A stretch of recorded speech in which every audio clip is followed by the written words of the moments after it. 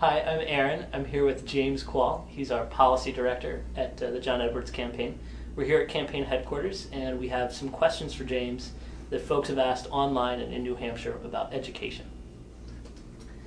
James, our first question comes from Christopher.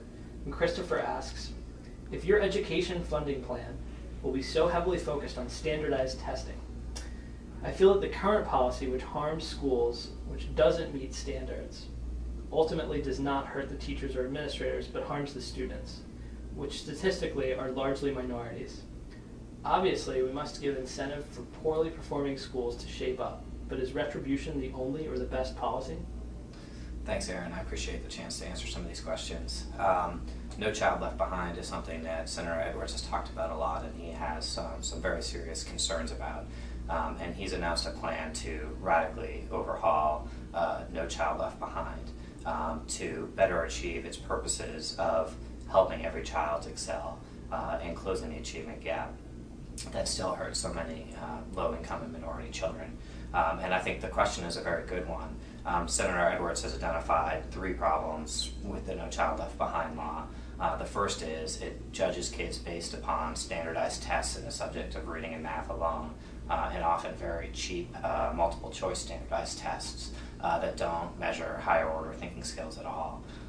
So Senator Edwards has proposed a broader set of criteria for evaluating schools, including measures other than test scores, and also including higher quality tests like essays, science projects, oral examinations, that kind of thing. Secondly, the problem in the No Child Left Behind does not do a good job evaluating schools once it has the test scores. So, for example, it evaluates schools solely on the percentage of children who pass a predetermined bar, ignoring a school that, for example, may start with children starting way below grade level and make great progress with them.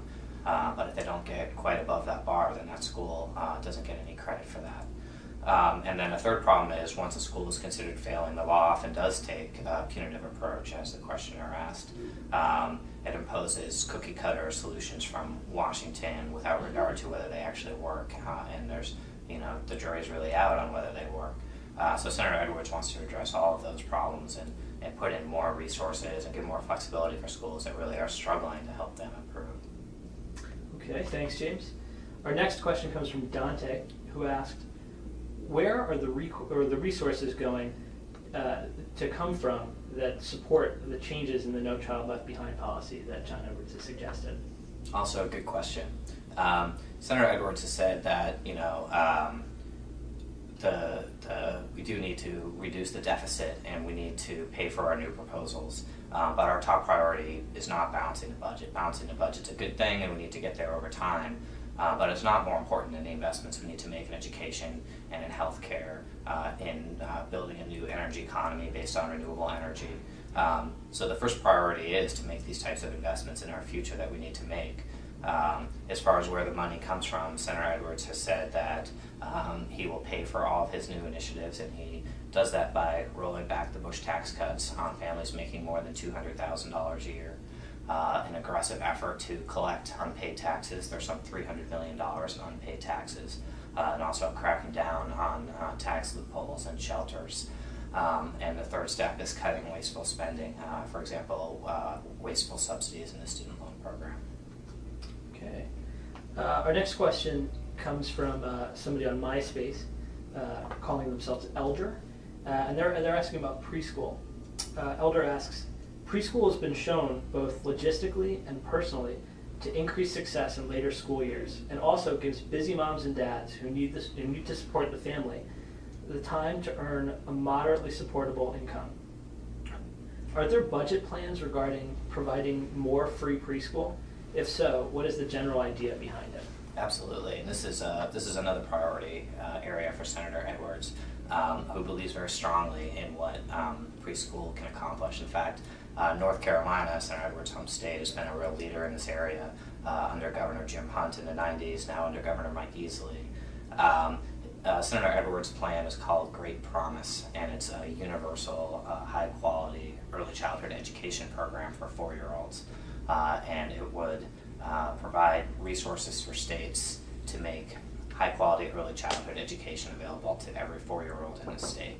and it would be free for low-income and working families, and tuition would be charged on a sliding scale for that. Thanks, James.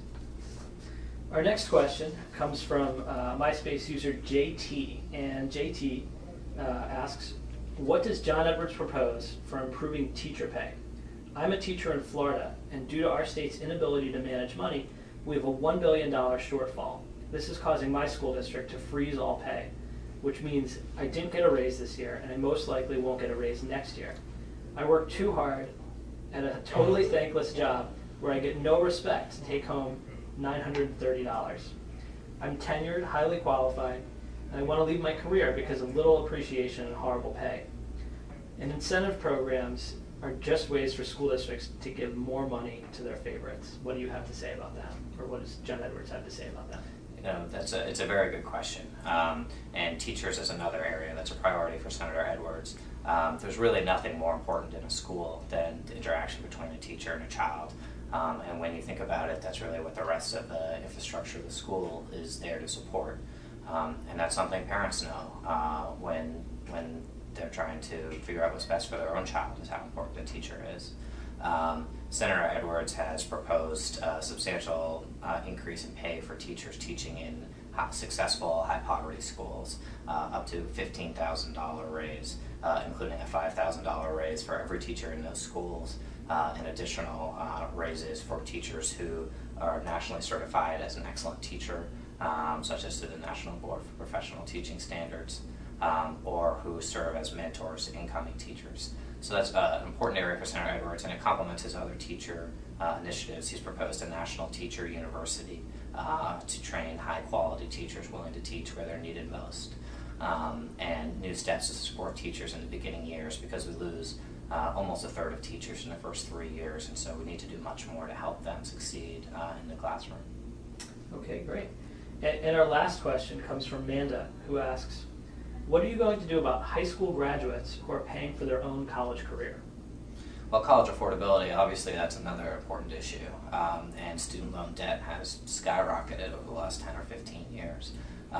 Senator Edwards understands the importance of it. He was the first in his own family to go to college, and he proposed a program which he calls College for Everyone, which would pay for a year of college tuition, public college tuition, for students who are willing to take a part-time job.